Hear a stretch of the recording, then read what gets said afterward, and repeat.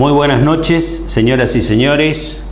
Primero que nada, agradecerles a todos ustedes que se encuentren del otro lado de la pantalla eligiendo nuestro programa, que este es el primer programa de nuestro tercer año, nuestra tercera temporada de Haciendo Historias. La verdad que este proyecto comenzó como una idea hace 3 años y pico atrás, y hoy el público lo ha aceptado, lo ha comprado, y la verdad que a nosotros nos complace mucho, y que año a año le podamos llevar a usted nuevas historias, historias no solo de Corrientes, sino también de la región, y historia en general. Esto no puede ser posible, por supuesto, sin las personas que están a mi lado, que aceptaron este desafío. Yo tiré el guante y ellos levantaron el guante. Así que los voy a saludar, por supuesto. A mi izquierda está el doctor Enrique Eduardo Quito Galeana. Quito, ¿cómo estás? Rafael, buenas noches. Muchas gracias por aquella vez que fui a verte a tu estudio con esta idea que era un proyecto. Hoy estamos iniciando su tercer año. Bueno, el agradecido soy yo porque me permitió también involucrarlo a Dardo, que no podía decir que no en esa época, y estamos trabajando juntos hace muchos años, con vos, con Dardo, y el programa es aceptado porque la gente nos para por la calle, nos comenta y les gusta. Así que agradecidos a todos los televidentes, a todas las personas que nos ven. Nosotros somos los más agradecidos porque de esta manera hacemos lo que se denomina extensión universitaria. Nosotros creo que somos representantes de la Universidad Nacional del Nordeste, y a la cual yo le debo prácticamente mi vida. Así que en agradecimiento a esta Universidad del Sol, que abarca a todos sin preguntarle quién es ni en qué piensa, les agradezco a los televidentes. Bueno, de paso, te felicitamos por tu último reconocimiento que te entregó la Universidad Nacional del Nordeste, que sos decano. De la Cátedra de Derecho Público, Provincial y Municipal. Las cátedras me entregaron en un acto que yo no tenía la menor idea que se iba a realizar. Realizamos el acto y cuando termina, bueno, los chicos, como yo le llamo, Dardo, Laura, Monzón, Álvaro Monzón, Papacho, Ulises Omar de Andrea, me entregaron un reconocimiento como profesor decano de Derecho Público Provincial y Municipal, así que les agradezco muchísimo. Diríamos, es un año lleno de emociones. Bueno, eso es lo importante. Tenemos mucho que contar porque anduvimos de viaje con el doctor por la madre patria para conocer cada vez más íntimamente algunos rincones. Pero no es el único que va a andar por la madre patria, porque acá andamos internacional. En cualquier momento hacemos Haciendo Historia Internacional. A mi derecha está el doctor Dardo Ramírez Brachi. Dardo, buen día y gracias. Hola Rafael. Gracias también por la invitación que siempre gentilmente me haces para poder expresar mis ideas, ya que si bien mi vocación es la docencia y la investigación, que la ejerzo con mucho honor y orgullo en la universidad, este es un espacio en donde ayuda para que la gente pueda conocer lo que uno ha estudiado, lo que uno sabe, y sobre todo tener como epicentro la divulgación de la magnífica historia de Corrientes. Corrientes tiene una historia que es casi inconmensurable por su actividad, por su agilidad, por su intensidad. Y bueno, estos espacios son muy nobles para conversar y hacer válida su difusión. Dardo también es presidente de la Junta de Historia de la provincia, que está realizando un montón de actividades que ustedes tienen que estar atentos. Hay muchas conferencias gratuitas que mes a mes se van desarrollando conjuntamente con el Diario Litoral, a quien también mandamos saludos, y al Diario Norte, que publican gentilmente nuestros avisos. Y en esos agradecimientos también un agradecimiento especial a Leo Moglia, de Moglia Ediciones, que vamos a seguir este año regalando los libros de Leo Moglia, participando en nuestro correo electrónico haciendohistorias@hotmail.com, y de esa manera ustedes pueden participar por estos libros que mes a mes vamos regalando, y de paso recuerdo que hay algunos ganadores que no retiraron sus libros. Los libros están acá en nuestra productora cuando ustedes quieren pasar a retirar. También un agradecimiento a Francisco Retamoso, que es nuestro director de cámaras y es el encargado de que este programa salga terminadito como usted lo ve en la televisión, y un agradecimiento especial a la gente de Gigaret, tanto de Buenos Aires como de Corrientes, que nos eligió para que este programa no solo sea emitido en Corrientes y Resistencia, sino también en Posadas, Santa Fe y Paraná, ampliando la audiencia y ampliando el compromiso nuestro también de llevar historias de esas regiones. A lo largo del año llevaremos historias para que también los televidentes de esas localidades puedan conocer más de nuestro Haciendo Historias.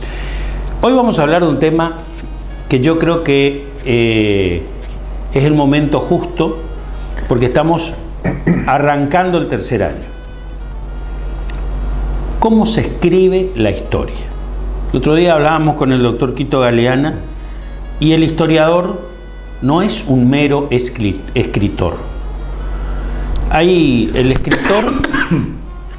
El escritor es un, vamos a llamar, es como si fuera un rubro. El historiador comprende aún más, porque lo que escribe tiene que estar documentado. No es producto de su imaginación, no es producto de una fábula, no es producto de un mito o una leyenda. Es un trabajo de historia, y cuando la historia no tiene documento, no se sostiene. Entonces, hoy nos van a explicar ellos dos, que son escritores e historiadores, cómo se escribe la historia para aprender nosotros, que somos los que estamos de este lado, que somos los alumnos privilegiados de estos dos grandes docentes, profesionales, grandes amigos, cómo se escribe la historia. No sé si le parece, Dardo, arranca usted, o Quito, como quiera, no sé. Arranca Dardo. Dardo. Con mucho gusto. La historia es un conocimiento científico. Por lo tal, hay que generar desde el conocimiento algunas pautas. Pero la historia tiene una fuerte connotación muchas veces con el devenir político. Se utiliza el conocimiento histórico para construcciones políticas. Se utiliza en muchas oportunidades la construcción de la historia por algunas ventajas ideológicas. Entonces, esa construcción desde la política y desde la ideología deja de ser historia como conocimiento científico. Desde luego que, separando estas cuestiones, nos encontramos que la historia, para que sea aceptada, sea aprobada, debe tener algunas pautas.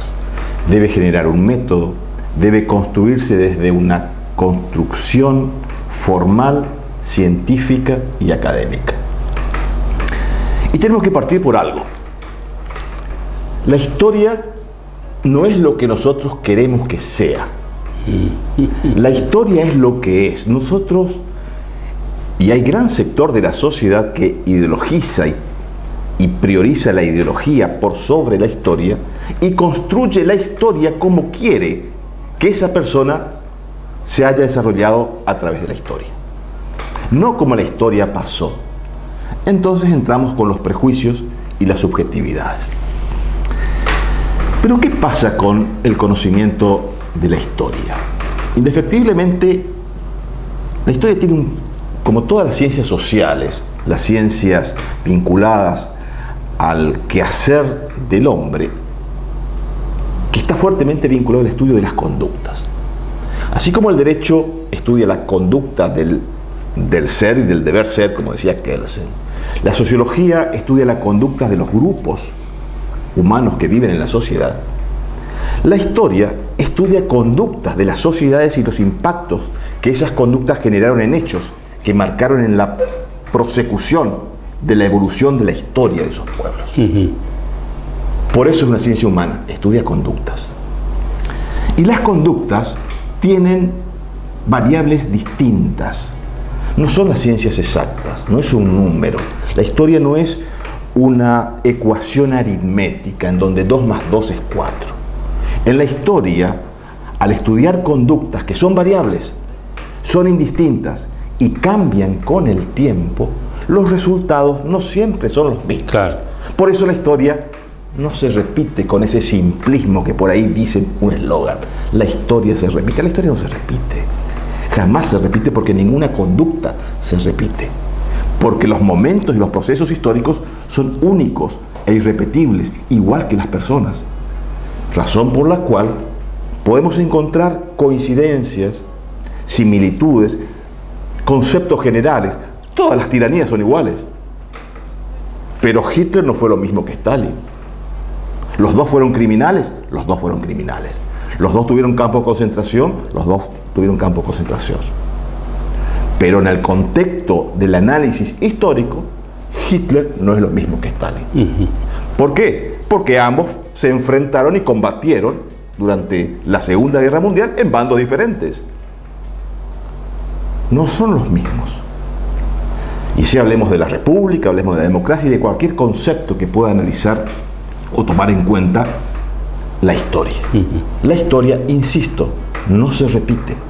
La historia genera aspectos que son similares, y después, cuando avancemos en nuestra exposición, explicaremos por qué es importante la comparación y la analogía en los sucesos históricos. Que eso sí sirve, la analogía, la comparación, la similitud. Aquello se compara con lo otro, que no es igual, y nos sirve sí la historia para tratar de ver en no poder repetir los errores. En eso sí, porque la historia es experiencia. La historia, como decía Heródoto, es maestra de vida. Y para que tenga un efecto y un impacto realmente importante en lo que estamos diciendo, y que la historia tenga una repercusión y sea respetada como ciencia, debe estar fundamentada. Primero, debe tener un método para la investigación, rígido y respetable. Y en ese método tiene que haber diversos paradigmas. Que un acontecimiento, para que sea verdaderamente histórico, debe tener un impacto social. A ver, no todo hecho del hombre es un hecho histórico. A ver, que nos reunamos durante un fin de semana con amigos a comer pizza es un hecho, pero no es un hecho histórico. Un hecho histórico es algo que afecta a la sociedad y construye en la identidad de esa sociedad y en esa comunidad un impacto que las transforma y las proyecta. Es decir, un movimiento militar, una revolución, un acto de independencia, un cambio de gobierno, una crisis económica, una impronta cultural nueva, son impactos que generan cambio en la sociedad y en los hombres. Son conductas que generan impactos en la sociedad. Mientras tanto, eso ocurriese y deje una marca en la sociedad y quede registrado como prueba, va a ser fundamento para el hecho histórico. Si no es así, si no tiene un impacto social, no genera una influencia y una referencia dentro del campo de la historia. Primer aspecto para tener en cuenta. La historia genera hechos que tienen impacto social. Segundo, esos hechos sociales, esos hechos comunitarios, esos hechos que han marcado la historia de los pueblos, indefectiblemente deben estar documentados. Si no existe la documentación, lo que se conoce en el método histórico y aquel que Pérez Amuchasti que explicaba perfectamente en las fuentes de la historia, necesitamos de la heurística. Heurística. ¿Qué es la heurística? Es la ciencia de las fuentes. Lo que prueba el documento, el registro de que algo ocurrió. Y voy a usar un caso, una hipérbole, una exageración en el ejemplo. Yo puedo entrar y poner en duda de que San Martín cruzó los Andes. Yo no estuve, Vos no estuviste. No vimos. No fuimos testigos. No fuimos testigos. ¿Y la historia por qué construye el recuerdo y la memoria colectiva? Porque hay registros, hay pruebas irrefutables que eso ha pasado, con registros, con memorias, con testigos de la época, con documentación, con periódicos, con una memoria colectiva que sabe, se traspasó documentalmente que eso ocurrió. San Martín cruzó los Andes. En cambio, si no existiese en un acontecimiento prueba alguna, indefectiblemente entra en duda y entramos en la construcción conspirativa, imaginaria, idearia de cómo pudo haber hecho, si ocurrió o no ocurrió. Salimos del campo científico y entramos en las especulaciones, por lo tanto, ya no es historia.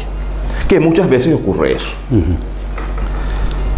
Y por último, la magnífica y casi seductora pregunta que el maestro español Claudio Sánchez Albornoz explicaba y decía: solamente la historia nos puede dar satisfacciones y nos puede explicar su contenido cuando le hacemos una pregunta que requiere una precisión y una respuesta precisa. El porqué. El historiador se debe explicar el porqué de las cosas. Si la historia o el historiador no se pregunta el por qué pasó esto, simplemente va a quedar como una crónica periodística, una cronología o un registro. El rol de la historia es explicar por qué pasaron las cosas, o por lo menos aproximarse, interpretar desde la hermenéutica, la ciencia interpretativa del conocimiento histórico, darnos la respuesta de por qué pasó eso, por qué ocurrió tal cosa y cuál fue su consecuencia. Si eso no logra el historiador, indefectiblemente queda inconclusa su tarea. Y hay una, para terminar la idea, darle la palabra al doctor Galeana, hay una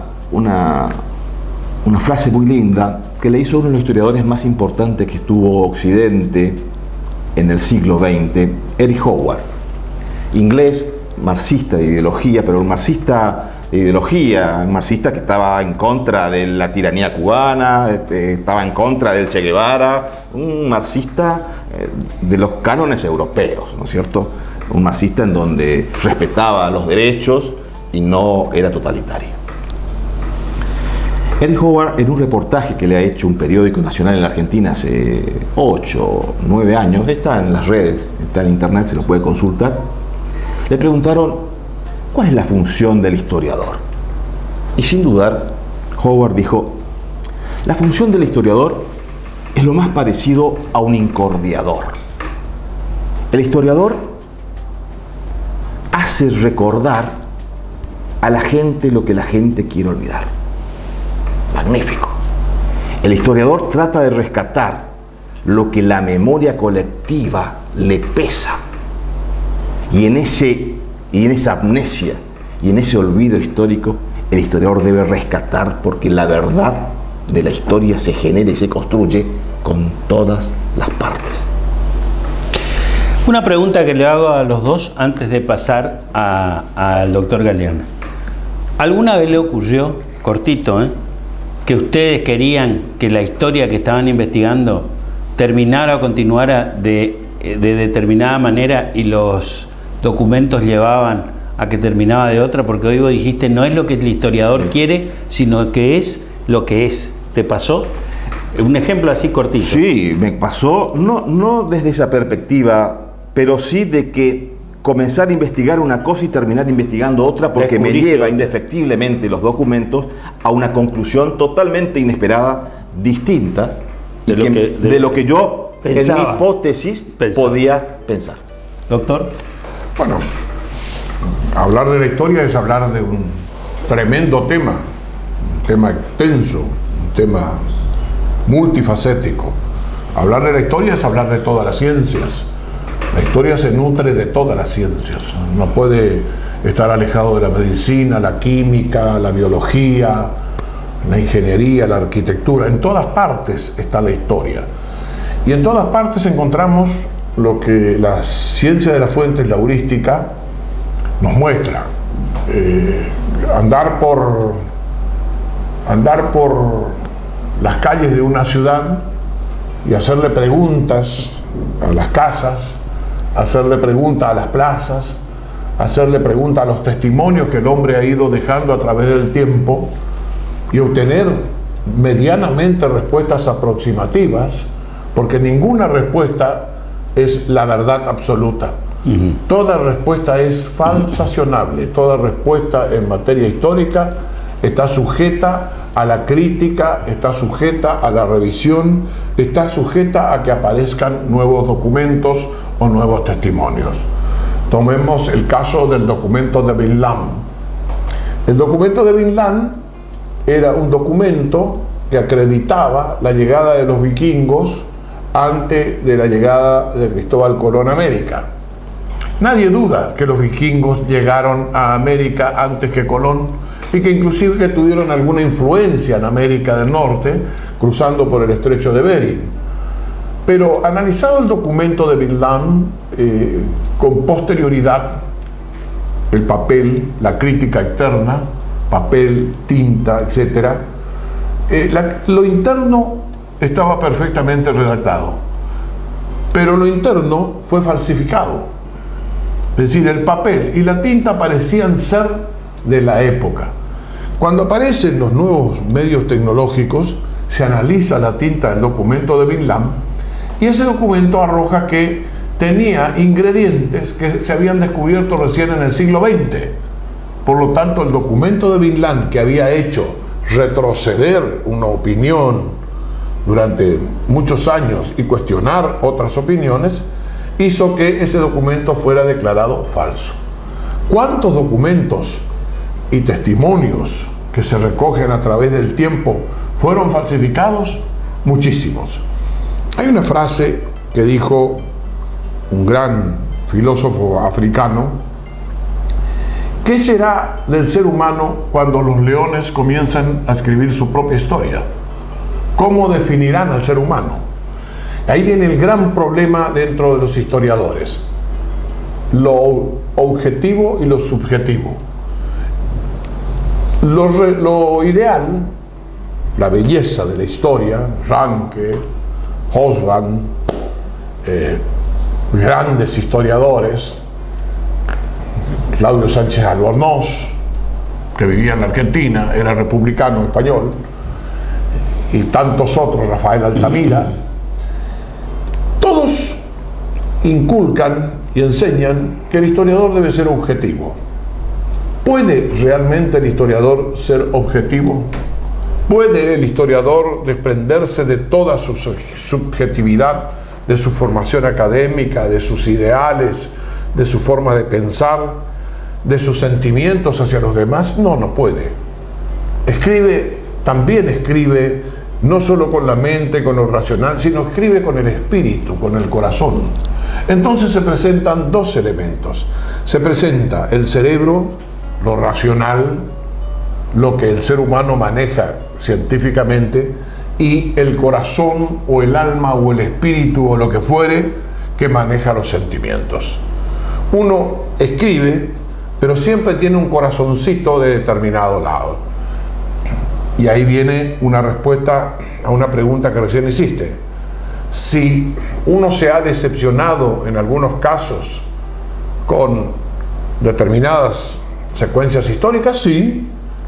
Recuerdo yo muy bien cuando leí un libro, estando en Concepción del Uruguay, en Entre Ríos, Arroyo de la China, de José Gervasio Artigas, cuando leí La víctima de Paysandú, cuando se hablaba del asesinato de Leandro Gómez. La tumba de Leandro Gómez está en el cementerio central de Montevideo. Y yo le tenía una admiración a Leandro Gómez, que luchaba contra los brasileros, que luchaba contra el gobierno de Mitre, que ordenó, le proveía a la flota brasilera los elementos para bombardear a Paysandú, y decía los héroes de Paysandú. Bueno, después, siguiendo la línea de la lectura y la investigación histórica, etcétera, lo encuentro a Leandro Gómez formando parte de los ejércitos que invadieron Corrientes y como jefe de uno de los grandes batallones de asesinos que ingresaron a la provincia de Corrientes. Me dio una especie de desdicha, claro, de desazón, porque dije, yo lo tenía como un extraordinario héroe y me encuentro con que en Corrientes era un gran asesino, porque yo no justifico el asesinato ni las matanzas inútiles sin ninguna justificación de ninguna manera. Por ende, cuando nosotros encontramos, siguiendo el hilo de Adriana, una pista, y vamos y recorremos y seguimos hasta que por ahí nos encontramos con una muralla y nos desviamos y buscamos otro objetivo, otro sentimiento, otro conocimiento. Los hechos históricos tienen que ser relevantes. ¿Te pasó eso con Cautivas, por ejemplo? Cautivas, a ver, Cautivas nace como consecuencia del abuso que hicieron los que sostenían el mito de las cautivas. Las 5 originales. Las 5 cautivas originales. El relato, vamos a llamarle. El relato, narración, leyenda, mito, más que leyenda. El hecho histórico existió. Estas mujeres se fueron al Paraguay. Ese hecho histórico es irrefutable. Irrefutable. Pero nadie le contó a la gente que una de las mujeres se fue con el papá, que era paraguayista. Nadie le contó a la gente que otra se fue con un amigo. Nadie le contó a la gente que estas mujeres fueron recibidas por Francisco Solano López y que vivían cerca de Francisco Solano López, que vivían atendidas por las familias paraguayas y que vivían, diríamos, con comodidad hasta que la guerra recrudece allá por 1868-69. Nadie les contó a la gente, sino que mostraban como que estas mujeres vivían prisioneras, secuestradas, y ellas vivían en casas, ellas mismas presuntamente relatan, y ahí viene otra crítica histórica. No hay documento que acredite los relatos que forjaron los demás. Esos documentos, ninguno habla de residentas ni destinadas. Es decir, las residentas eran las amigas de López, las destinadas eran las traidoras. Las traidoras eran otras. Y después empezamos a analizar, a buscar, y encontramos con que otras residentas, amigas de López, como las hijas y esposas de un triunviro, tenían el carácter de destinadas, de amigas de López, y pasaron a ser residentas y pasaron a ser destinadas, cuando la gracia o la amistad se rompe. Y estas mujeres pasan a ser castigadas por López. En cambio, estas cautivas son liberadas entre Piribí y Acostañú en agosto de 1869, que ellas son las postrimerías de la guerra del Paraguay, cuando se está cayendo el imperio paraguayo. Y volvemos dentro de un momento. Nos vamos a ir a un corte comercial para que usted vea quiénes nos acompañan, nuestros anunciantes, y enseguida volvemos.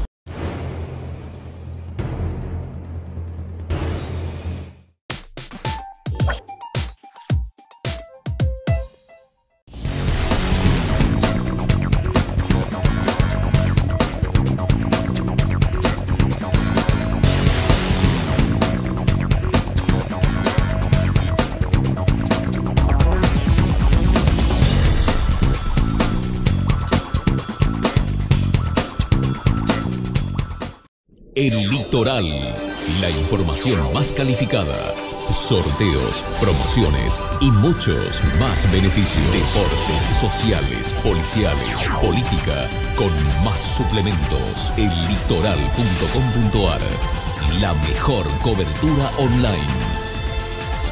El Litoral, el diario de hoy.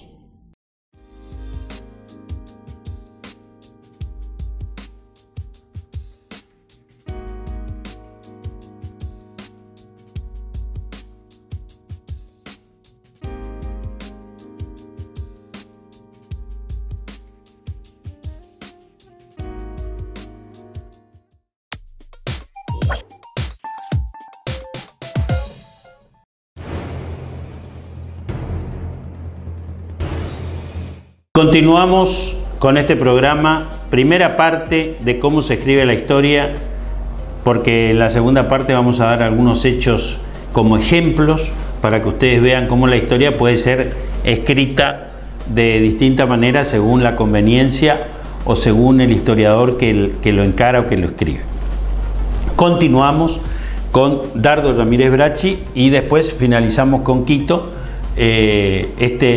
cómo se escribe la historia, que para nosotros es muy importante porque nuestro programa se trata de haciendo historia. Hay alguna aclaración que quiero hacer, Dardo, con respecto a tu comentario en la primera parte.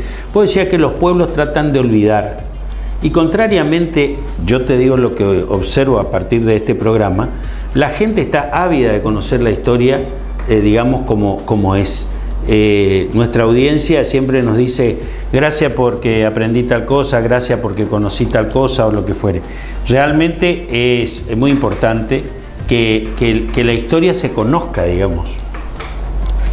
Sí, y por eso la definición de Howard de que él clarificaba de que el historiador trata de rescatar lo que muchas veces la gente quiere olvidar, porque hay tragedias de la sociedad que la sociedad misma trata de olvidar por una cuestión de sobrevivencia. Muchas veces quiere olvidar las cosas que le han impactado y le han dolido.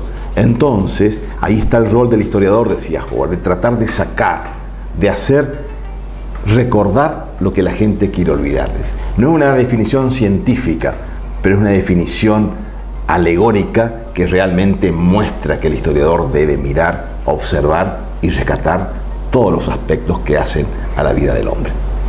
Seguimos con la... Sí, algunas consideraciones para enriquecer lo que hemos visto y complementar lo que dijo el doctor Galeana.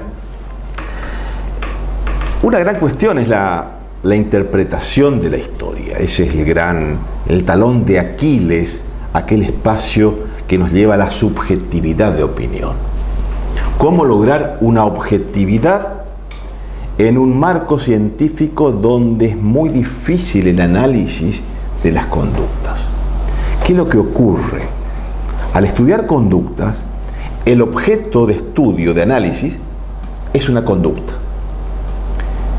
¿Y quién estudia? El sujeto también desprende su propia conducta. Y si no hay una órbita que separe de ese objeto, de ese sujeto que estudia, indefectiblemente se corre el riesgo que se confundan las conductas. La conducta de lo que se estudia con la conducta del que es estudiado.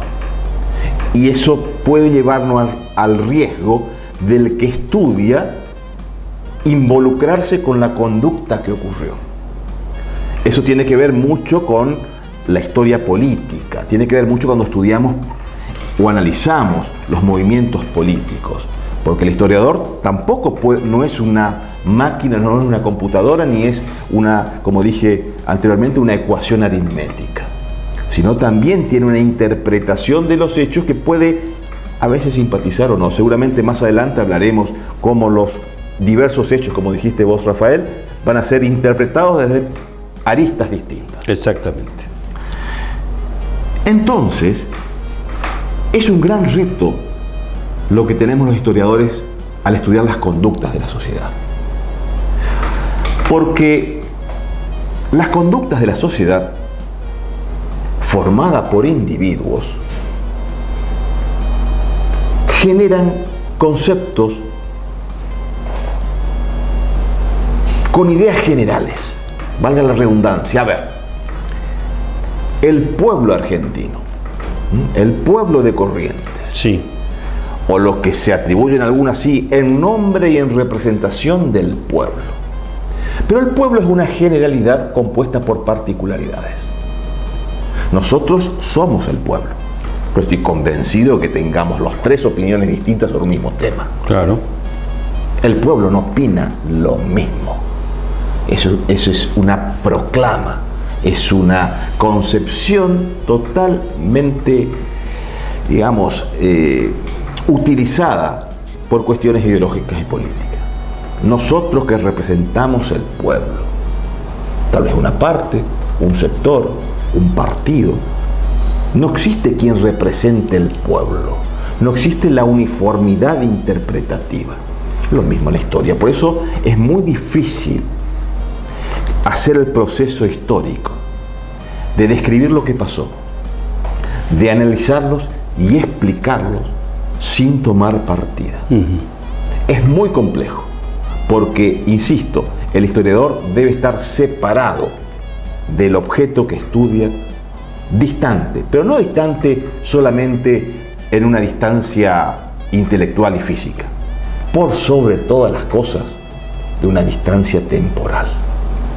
Es muy difícil hacer historia con los tiempos contemporáneos. Puede ser una crónica, puede ser un análisis periodístico, pero la historia, que tiene que tener los documentos, las fuentes y la explicación, necesita imperiosamente de la decantación del tiempo, del paso de las décadas. ¿Para qué?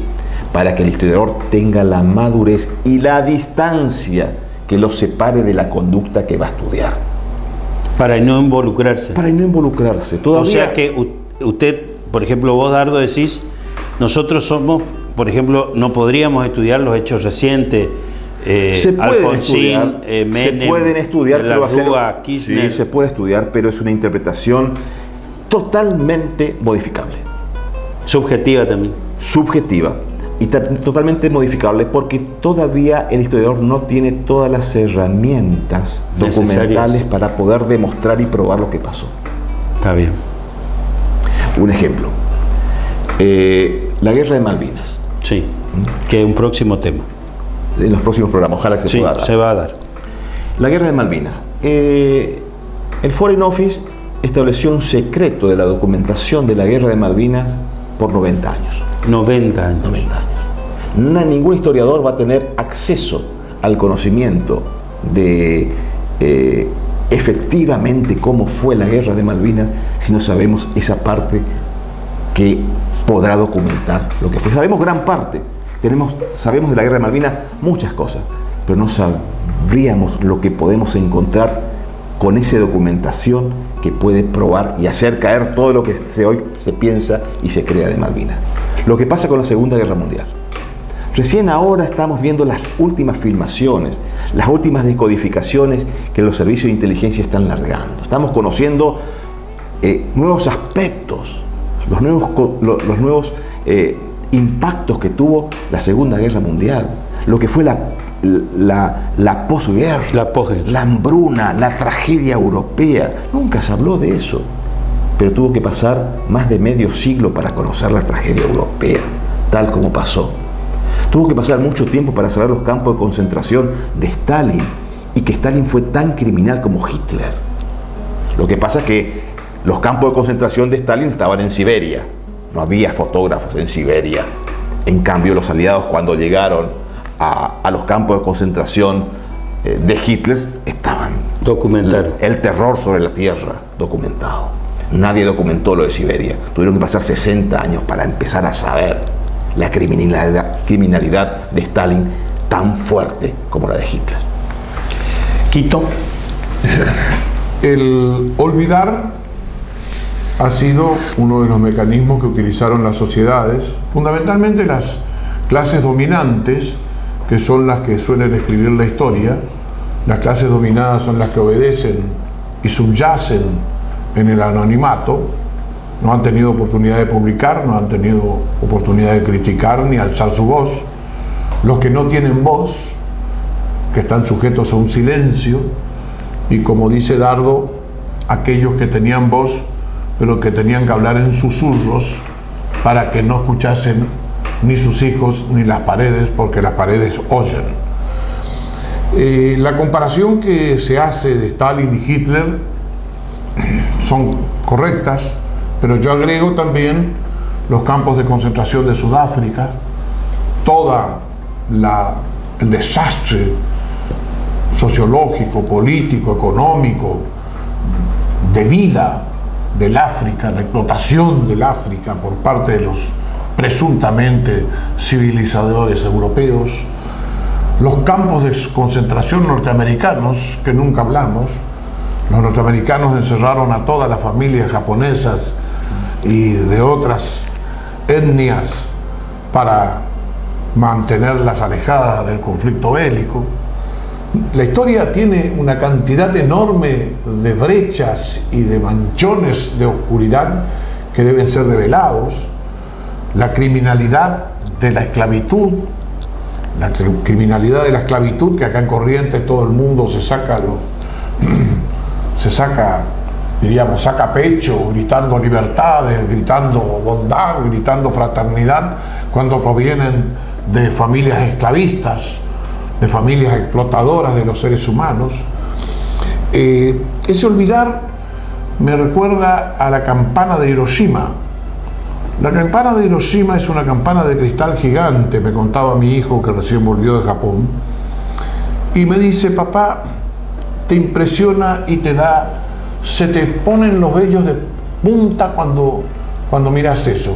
Suena una vez al año. Y hay una frase que está escrita en Hiroshima que dice: repose en paz el espíritu para que el error no se repita. Y suena la campana de Hiroshima. Lo mismo que el Holocausto. Nosotros que tenemos algunos años encima, recordamos que estudiábamos Derecho Internacional Público y estudiábamos Historia y nunca leímos sobre el Holocausto.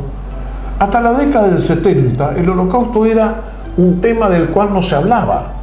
La sociedad había taponado, más en la Argentina, que tenía un carácter filonazi. La Argentina estuvo involucrada apoyando, diríamos, espiritual y económicamente al eje, es decir, a los alemanes, a los italianos y a los japoneses. Argentina apoyaba al eje con Francisco Franco. Tampoco se habló de los tremendos campos de concentración de Francisco Franco.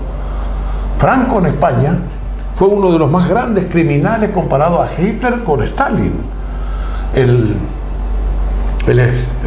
Las grandes obras realizadas en España, todas las tremendas realizaciones españolas se hicieron con mano de obra esclava, con los republicanos esclavos, con sus mujeres y sus hijos prisioneros, a los cuales los mataba de hambre, y al que se rebelaba lo fusilaba sin ningún tipo de limitación ni ningún tipo de piedad. Y eso ocurrió en 1939 hasta que se murió Francisco Franco, en una España totalmente doblegada, reprimida y acosada por la violencia de este gobierno nazi-fascista. Tampoco se habla a veces de la participación de las ideas religiosas, las ideas políticas, las ideas de otro tipo que contaminan a la historia.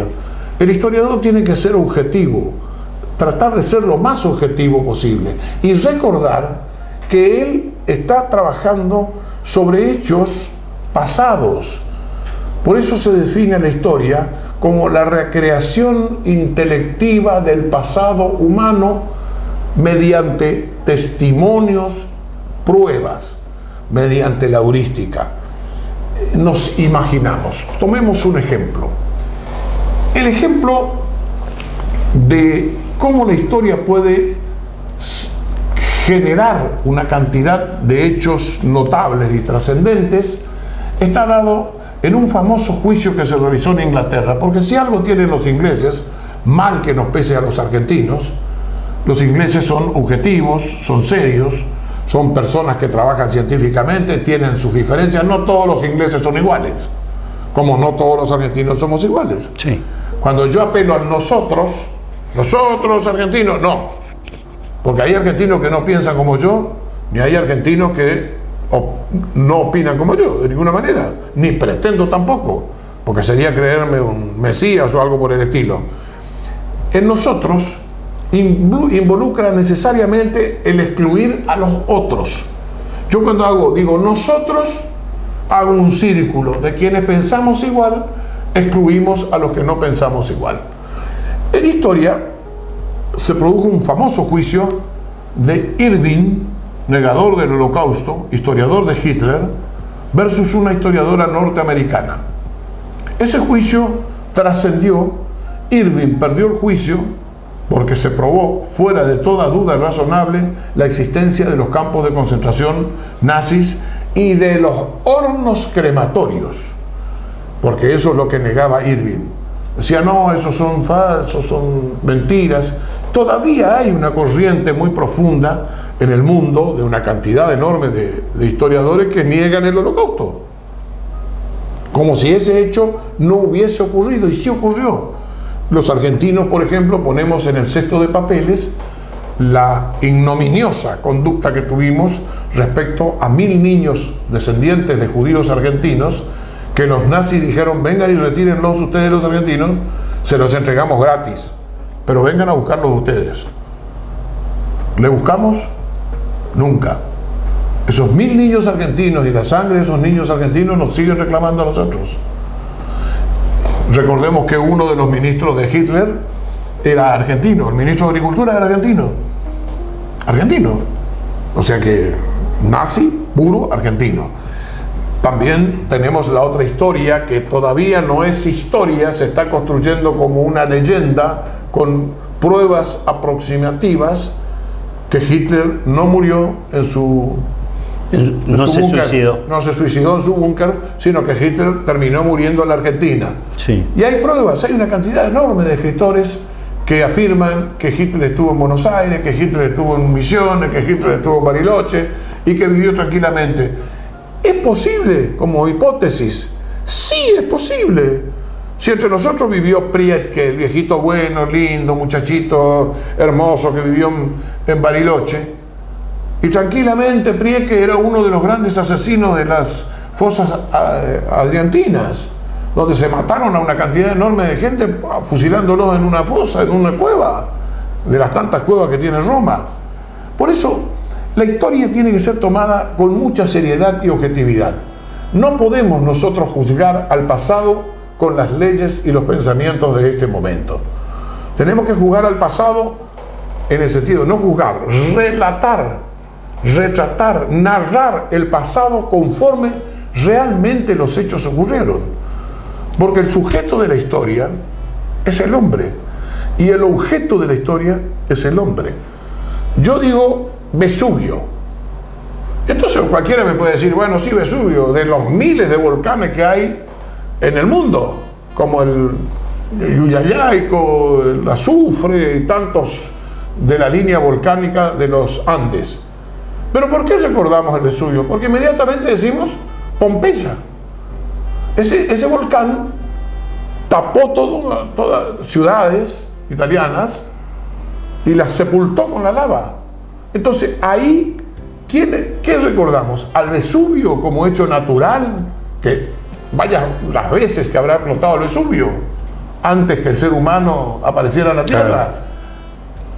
Es un hecho histórico porque seres humanos, ciudades y actividades humanas, testimonios humanos, desaparecieron por la actividad del Vesubio. ¿Por qué Salta tiene la trascendencia de ese museo espectacular de los niños momias? No por el volcán, no por ser la ciudad de Salta, sino porque seres humanos, esos niños, que evidentemente fueron sacrificados, ofrecidos en sacrificio, ofrecidos en sacrificio a algún dios, se los encontraron en esa posición, intactos.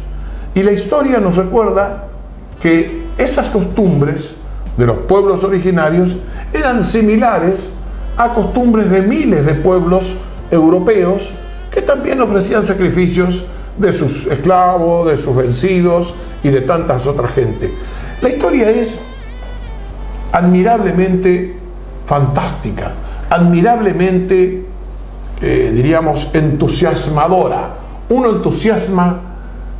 se entusiasma, se prende de un hilo y continúa. La historia es la pasión que tiene el ser humano por saber quiénes fueron sus ancestros, quiénes nos precedieron, qué sombras tenemos detrás. Y lo orgulloso del ser humano es sentirse orgulloso de ser hijo de su mamá y de su papá. Y si conoció a sus abuelos, mejor. Pero hasta ahí, porque el orgullo de un ser humano, el honor de un ser humano comienza con uno mientras haga sombra en una pared y termina con uno mismo, no es transmisible. Las glorias, los triunfos, las penas, los sacrificios, las humillaciones son de uno mismo, no son transmisibles familiarmente. Yo no le transmito ninguna mácula, por lo menos en la sociedad actual y moderna, porque antiguamente a un hereje se lo condenaba y la condena recaía en su familia, en su esposa, en sus hijos, en sus descendientes, se le quitaba todo, se los echaba y se los esclavizaba. Por eso, cada época tiene respuestas diferentes. Cada tiempo, el espacio territorial, el tiempo que debe ser tomado, la geografía y todas las otras ciencias colaboran con la historia. Señoras y señores, gracias por acompañarnos. Primera parte de cómo se escribe la historia. En el próximo programa usted va a conocer hechos, vamos a tener ejemplos de cómo la historia narró a veces el mismo suceso de manera diferente o controversial. Nos encontramos en 7 días por este mismo canal. Muchas gracias.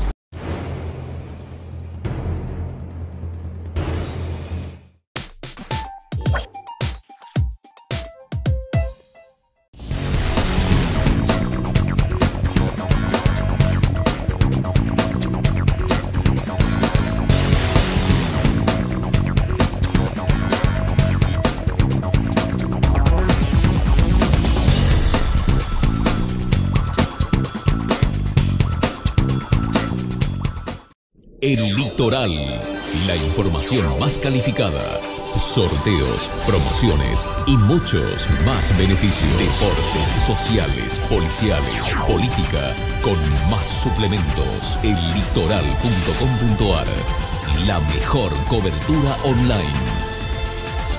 El Litoral, el diario de hoy.